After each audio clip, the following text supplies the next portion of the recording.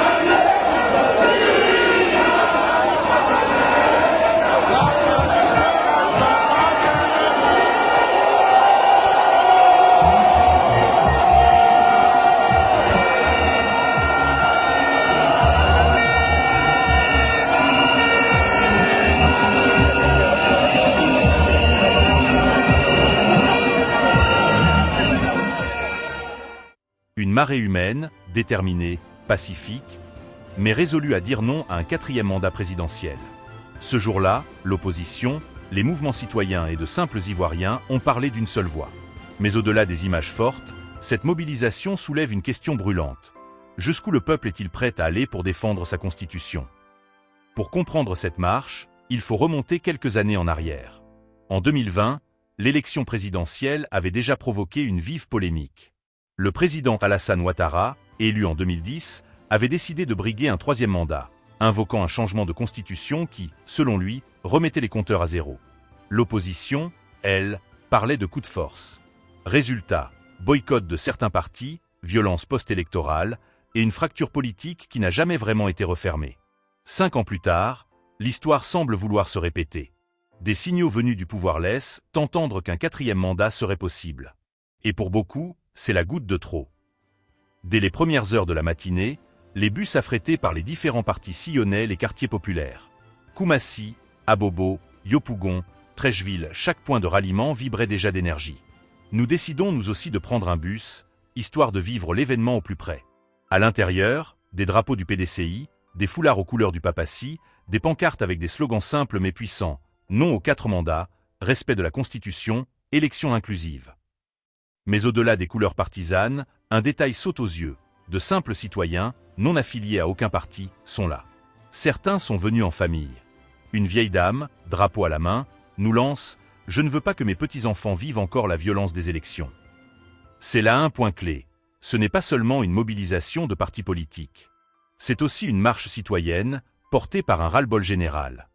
Voici quelques mots de certains dirigeants des différents partis politiques. Nous, ce que nous demandons, il faut que ça soit fait avant la fin du mois d'août. Vraiment historique.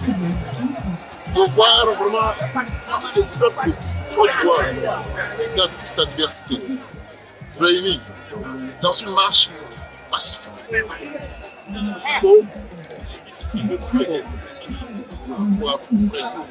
Je pense que toute la Côte d'Ivoire a été représentée. La Côte d'Ivoire a été représentée et nous avons constaté que réellement, les Ivoiriens, ils avaient envie de passer un message fort. Le message est celui du président Tidiane Thiam. C'est une marche pacifique, une marche dans la paix, une marche où nous avons marché les mains nues, nous avons démontré, nous avons créé notre ras-le-bol.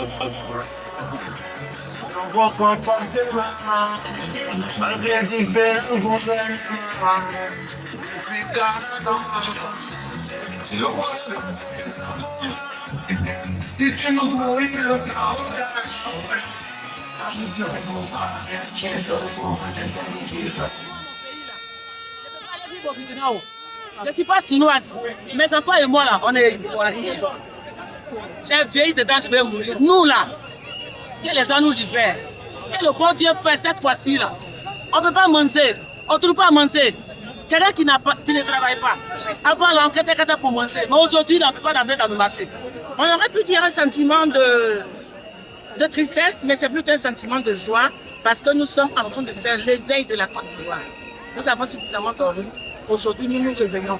Réveillons pourquoi? Parce que nous sentons que notre pays est en train de sombrer. Notre pays est en train de partir. On essaie trop de faire. On a connu ce pays-là pour vous autres qui sont anciennes. qui était le fleuron de l'Afrique de l'Ouest. Mais aujourd'hui, quand on parle de la Côte d'Ivoire, c'est vraiment de façon négative. C'est vrai, on a les ponts, on a les routes, tout ça c'est très bien. Mais le développement humain, qu'est-ce qu'on en fait? Nous sommes là ce matin pour dire non. Non. Merci au président de la République pour ce qu'il a fait, mais qu'il fasse, qu'il ouvre des élections à tout le monde. Au président Tidjane Thiam, à M. Laurent Gbagbo, à M. Charles Blé Goudé, à tous les Ivoiriens qui veulent se présenter. Et qu'on aille dans une bataille, une bataille élection, une vraie élection, où le meilleur gagnera. En passant aussi par l'audit de la liste électorale. Yes, il faut enlever tous ceux qui ne doivent pas être là. Voilà. On donne la possibilité aux Ivoiriens de choisir pour une fois, depuis plus de 30 ans, leur leader, en toute quiétude. Ils ne sont pas là pour la guerre. Nous ne voulons pas de guerre. Nous voulons la paix. Nous voulons une élection inclusive avec tous les candidats. Nous avons voulu démontrer le nombre de personnes qui militent pour que les élections soient inclusives. Et c'est ce que nous démontrons par la masse, par la population qui est sortie. Alors, chers journalistes, vous-même, vous constatez, le monde entier est braqué sur la Côte d'Ivoire.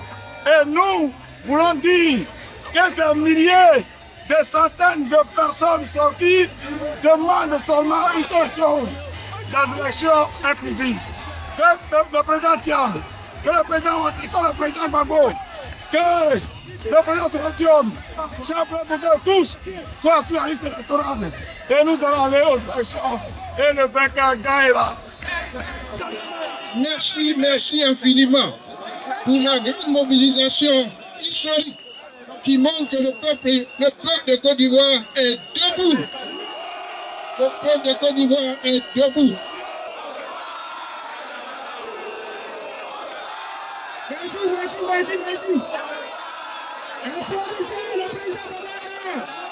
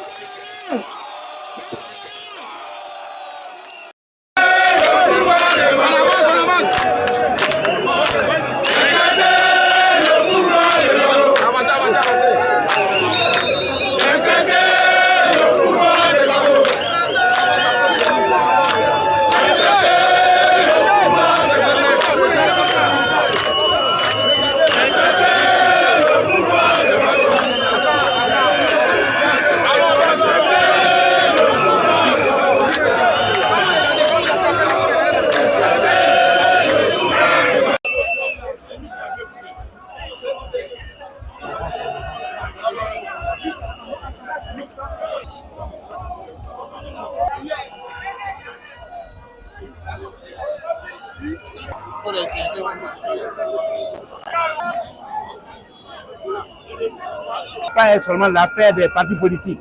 Les syndicats sont interpellés, la société civile est interpellée, les planteurs, les transporteurs, les commerçants, toutes les femmes, les jeunes, toute la Côte d'Ivoire doit se sentir interpellée et doit se mobiliser pour que Alassane Ouattara renonce à un 4e mandat, pour que les élections soient inclusives et que en octobre 2025, le changement soit une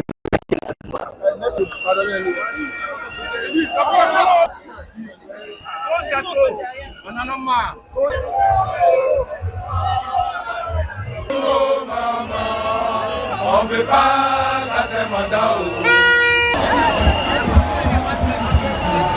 La masse derrière nous et devant nous, tout simplement pour dire non au 4e mandat.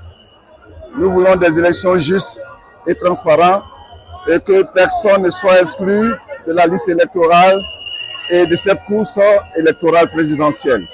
Nous voulons que le nom du président Gbagbo soit réinscrit, le nom de Tidjane Thiam pareil, Sérodium et tous ceux qui veulent compétir. Et nous voulons encore que la liste électorale se fasse avant les élections. C'est très important pour nous, pour les enfants qui ont 18 ans. Nous voulons la paix, tout passe nécessairement par là. On ne peut pas obtenir, n'est-ce pas, la paix dans la violence. La paix s'acquiert, n'est-ce pas, dans la marche que nous sommes en train de faire. Et nous allons continuer une marche pacifique, de sorte à ce que nos gouvernants comprennent que la Côte d'Ivoire a besoin de paix, une paix durable, véritable.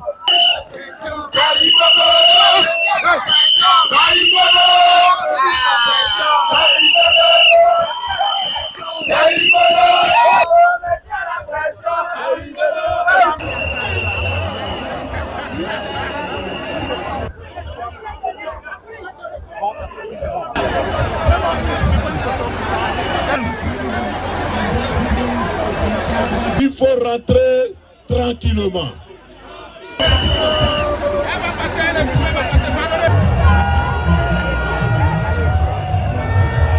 On est ensemble.